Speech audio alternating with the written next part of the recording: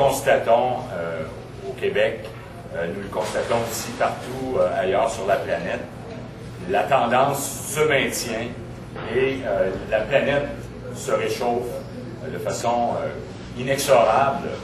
Et en fait, nous pouvons mesurer d'ores et déjà, depuis le début du 20e siècle, une augmentation d'environ 1,5 degré Celsius par rapport à la moyenne ou la normale des températures qui étaient mesurées à l'époque.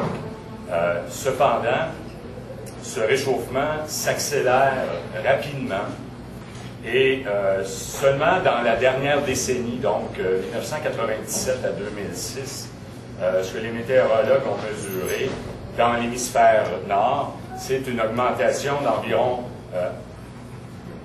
d'un peu plus de 1,5 degré. Donc, pardon, depuis la dernière décennie. Et ça, c'est de l'hémisphère nord, parce que vous savez peut-être que notre hémisphère, le nord, se réchauffe plus rapidement. C'est celui qui se réchauffe le plus rapidement actuellement. Dans les 30 prochaines années, on prévoit que c'est de plus de 2 degrés Celsius que la température du globe va augmenter. Et à plus long terme, les risques sont très élevés de subir une hausse qui dépasserait 5 degrés Celsius. Alors 5 degrés Celsius, c'est la différence de température entre la période glaciaire et la période actuelle. C'est de cette ampleur-là de réchauffement dont nous parlons actuellement, si, bien sûr, des mesures fermes ne sont pas prises rapidement. Les répercussions de cette crise du climat sont encore bien plus graves que tous les autres problèmes environnementaux que nous avons pu connaître jusqu'à maintenant. Ces conséquences affecteront l'approvisionnement en eau potable et en nourriture.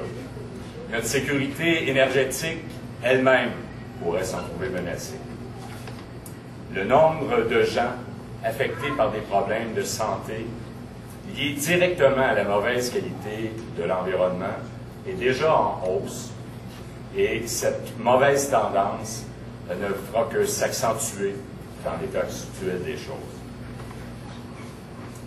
Notre développement économique lui-même est sérieusement menacé à cause de cette crise, telle que l'a dévoilé récemment le rapport Stern.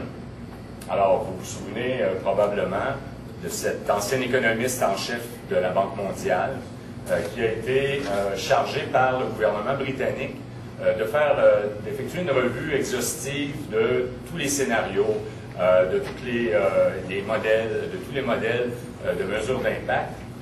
Et M. Stern, donc un économiste, ex-économiste de la Banque mondiale, qu'on ne pourrait pas qualifier tout à fait d'écologiste, ce serait plutôt normalement à l'autre spectre, disons, qu'on pourrait s'attendre à le retrouver.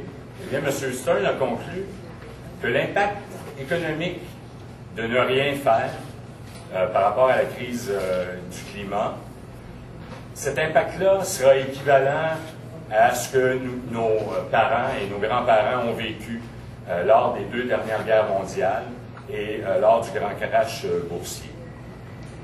Sauf que dans le cas du réchauffement de la planète, ça ne s'arrêtera pas.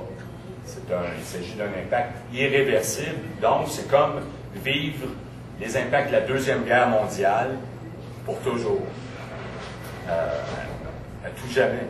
Alors, on sait que c'est quelque chose qu'il faut prendre très, très au sérieux.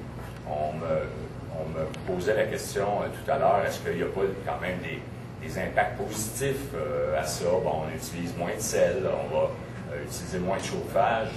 Bien, franchement, par rapport à ces quelques petits aspects positifs que nous pouvons vivre à court terme, à moyen et à long terme,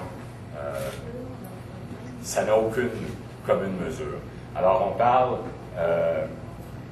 d'impact qui serait le coût économique, donc les impacts du réchauffement planétaire seraient quelque part entre 5 et 20 du produit intérieur brut en termes économiques, alors que les coûts sont d'environ 1 %.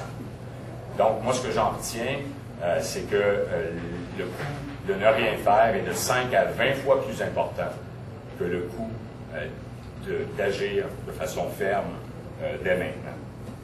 Alors, comme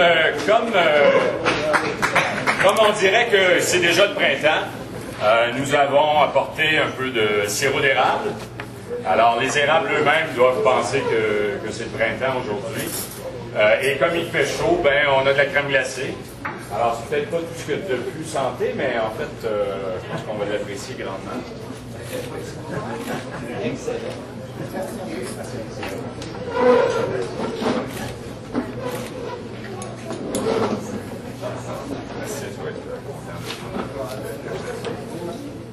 Peux-tu mettre tes lunettes de soleil? Non?